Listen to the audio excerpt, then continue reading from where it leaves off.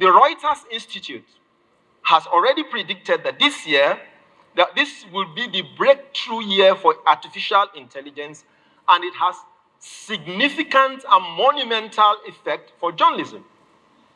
The institute, that is the Reuters Institute, said the arrival of ChatGPT has transformed the debate over whether AI is here to stay or not. In its journal entitled Journalism, Media and Technology Trends Prediction 2023, the Reuters Institute said about ChatGPT, and I quote, "Its speed and capabilities are awe-inspiring and frightening at the same time. While the underlying models have been around for some time, ChatGPT has turned these into an accessible prototype that gives real sense of where AI may be heading. AI can tell jokes, I'm sure you all know that, but it's also been trained not to tell racist jokes or sexist ones. It comes up with plots about themes or book, and it can write a computer code, end of quote. In case you missed it, AI even, trust me, AI even mocked our industry. It did. They asked AI a question, and the question that AI was asked is this, and I'm going to read the question to you. Can you summarize the challenges facing local news media in 50 words? Now hear what AI had to say in response to that question. I read. The challenges facing local news media include the decline of print media and advertising revenue. You can imagine AI. Competition from online news sources and impact of the COVID-19 pandemic on local businesses, which are major sources of advertising revenue. These challenges have made it difficult for local news outlets to sustain their operations and continue to provide important news coverage and information for their communities. End of AI's quote.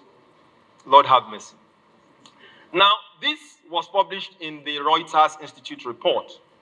More news outlets, including News 24 of South Africa, are training their systems, and this would interest the broadcasters here.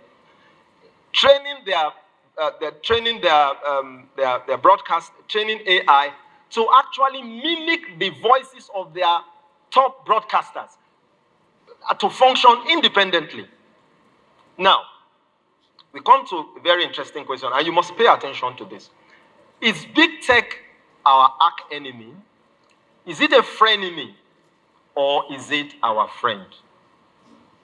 I'd like to know what you think, but let me just go through this very quickly. Big tech may be playing more actively in our industry than us, taking an increasing share of our money and maybe our jobs without being responsible, both in terms of proprietorship and accountability for the information that it disseminates. It has exploited its unmatched reach, ability, and the use of algorithms to tailor content to suit consumers, real-time engagement, and advantage to consumers. But as they say, every coin has how many sides? Two sides. So let's look at the positive side of AI. Number one, big tech platforms, the first advantage, as I have it recorded, is increased exposure. Big tech platforms provide new news media companies with a vast audience. Articles and videos can be shared and spread rapidly on these platforms, leading to increased visibility and traffic for news outlets. The second positive thing that it does is the increase in the in our revenue streams. Some big tech platforms have revenue sharing agreements with news companies. For example, YouTube shares ad revenue with news organizations that post videos on its platforms once you reach a certain threshold. Third, better analytics. I remember when we used to have arguments on end with advertisers about the numbers when we were doing fully print. But at least with the advent of AI, we have the advantage of better analytics for users of our platforms. Tech platforms provide news media companies with sophisticated analytic tools that allow them to better understand their audiences and tailor their content to these preferences. Number four, engagement opportunities. Social media platforms allow news outlets to interact with their audience in a way that wasn't possible before. They can receive immediate feedback, address concerns, build communities around their content. Now, that is one side of the coin. Let's look at the other side, the negative side. Ad revenue competition. Big tech companies have diverted advertising revenue away from traditional media outlets. They offer targeted advertising based on vast amounts of data, which are often appealing to more advertisers. As a matter of fact, I was scandalized recently during the 2023 elections when folks who had built their reputation and their careers on traditional media platforms were hoping to hit big. And I approached some of them for advertising, and you need to hear what some of them said to me. I will not mention names here because, I don't talk to journalists. But they said to me, you know what? Our principals prefer that we use online platforms more. I said, wow. I took it with a heavy heart. But of course, I understood where they were coming from. The BBC wrote a report recently, and I'm going to quote what BBC's report said.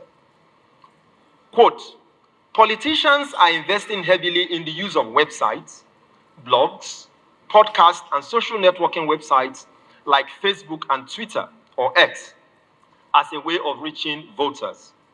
During the 2019 election in the UK, BBC report continued, the Conservative Party spent £1 million on Facebook alone, at a point running about 2,500 advertisements, end of quote. Now, let's look at some Google numbers. Google controls, as a search engine, Google controls about 90% of the traffic of search engines. Now, let's look at some Google numbers. Google earned about $3 billion from sales to China-based advertisers in 2018. Google. How many times did I call it?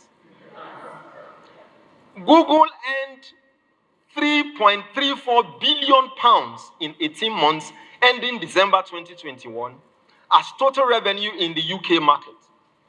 And in 2022, Google's share of the UK digital advert market was 38%, or £5.27 billion of all adverts.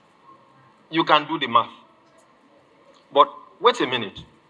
If the UK media is complaining, I'll advise them to take it easy. Why? Because I'm sure you know what most of us here already face. And what am I talking about? While you can get as much as $2 in CPM, which is cost per mile, for traffic from the UK, that is if you're based here, you can earn as much, and you have a website operating from Nigeria, you can earn as much as $2 per CPM from traffic. I'm not talking about advertising, I'm talking about regular traffic, coming from either US or UK.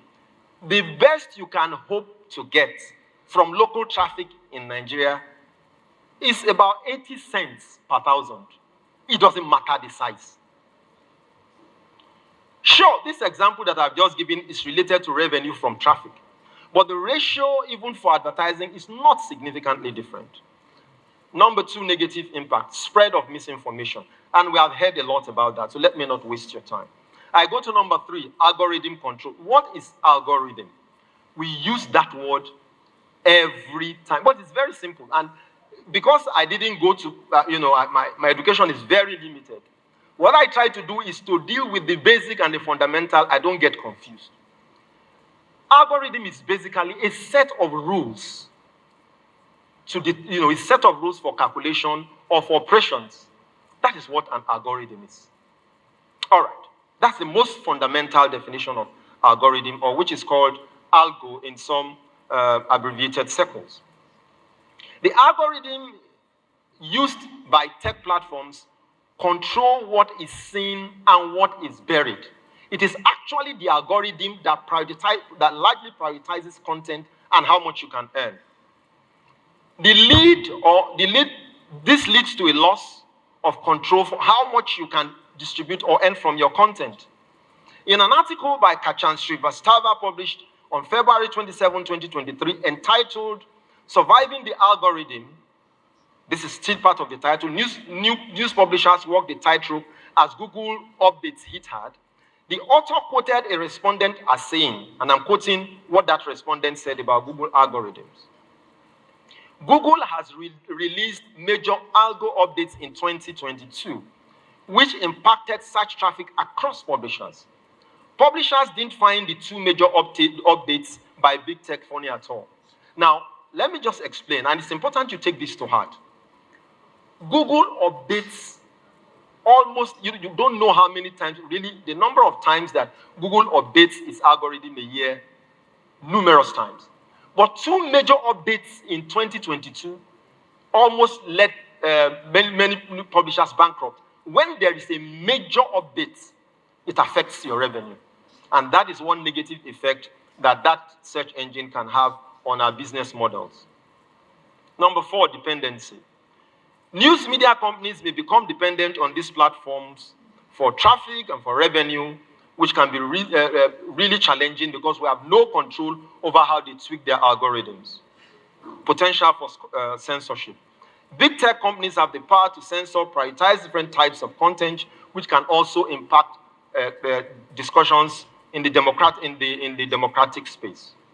Data concerns, and I'm not going to win. There are data concerns about data privacy concerns. You remember Cambridge Analytica, and the U.S. elections 2016, and all that went with that. So that's food for thought. Another disadvantage or challenge that it presents is the dilution of the brand identity. Being lumped together with a multitude of other content producers on a single platform can dilute a news content's brand identity. And then, fundamentally, room for redress. Have you ever tried to complain to Google when this or Facebook when you receive this strike? God help you. You complain from today till thy kingdom come. The response time is tremendously slow because how much does Google get from your market? They treat you like like some sort of free. They are not. You complain and complain before you get a response from these big techs. That's another matter.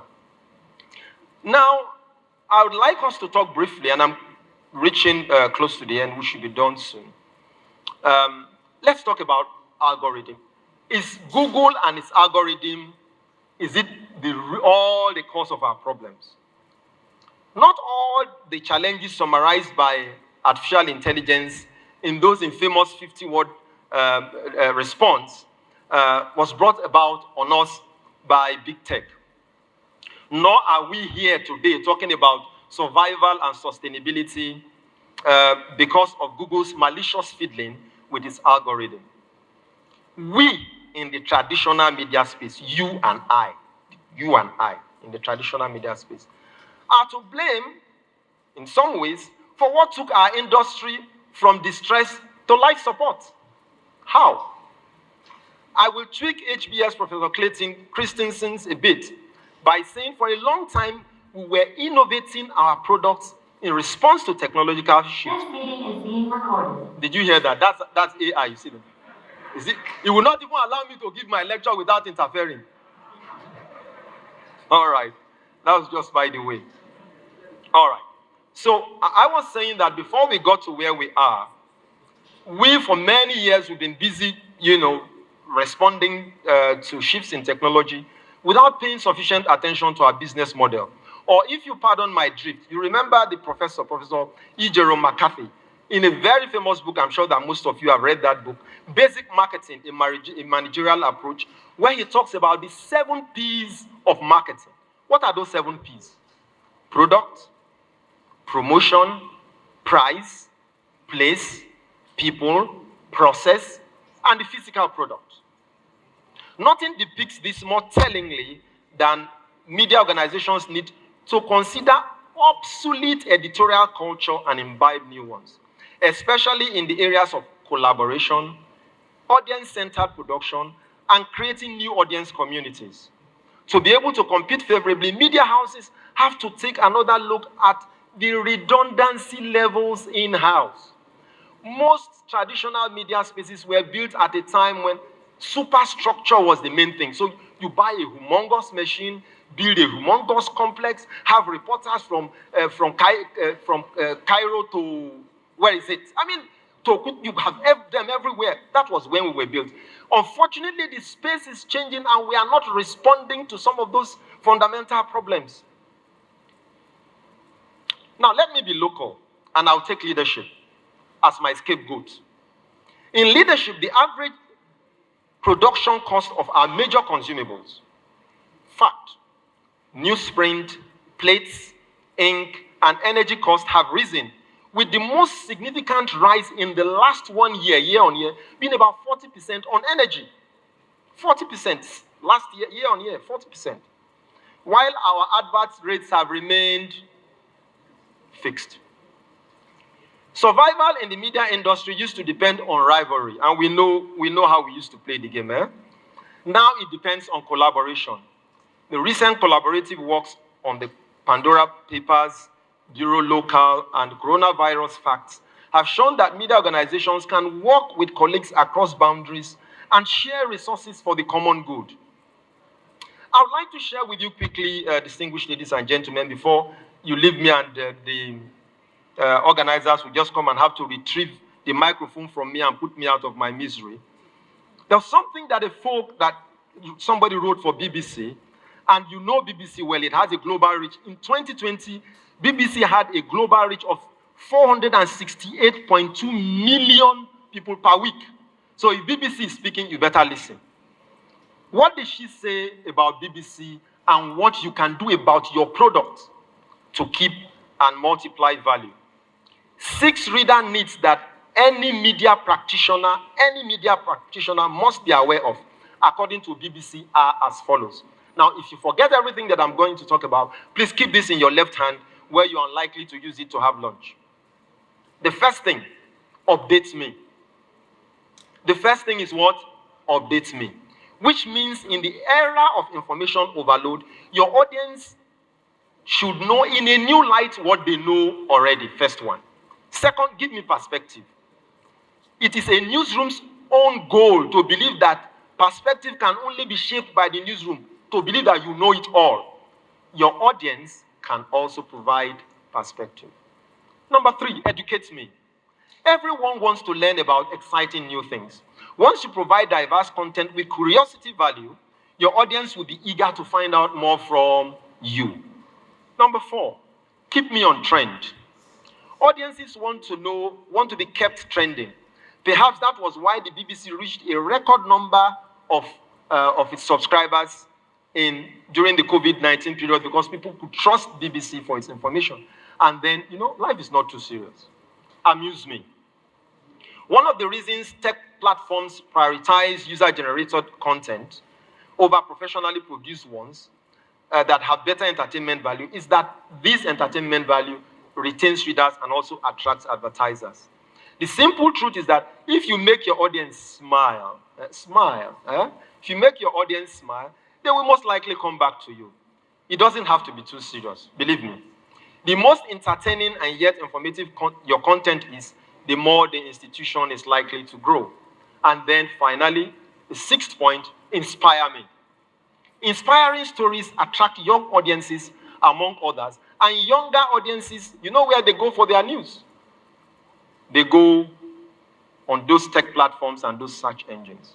Now, it doesn't mean that big tech, we shouldn't let big tech get away lightly. And I'd like to share with you what some countries and jurisdictions are doing about big tech. Australia, in 2021, and despite heavy criticism, the Australian government pioneered a new media bargaining code that compels tech platforms to negotiate payments to local news media outlets for using their content. Initially criticized as a form of subsidy from big tech to big media, significantly because of the role played by media mogul Rupert Murdoch, the law has hugely been successful. Both big and small media outlets have benefited from the law, while the country's journalism practice has also benefited because some of those investment has also gone to create jobs. In an article published in 2022 by Brooklyn's fellow Dr. Courtney Rach of the UCLA, he wrote concerning the Australian experiment that they used 3 major planks. The trust was taxation, competition, antitrust, and intellectual property.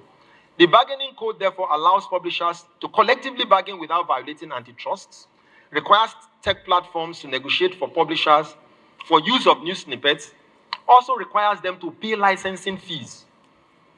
Also, the EU, US, and India are also experimenting with this.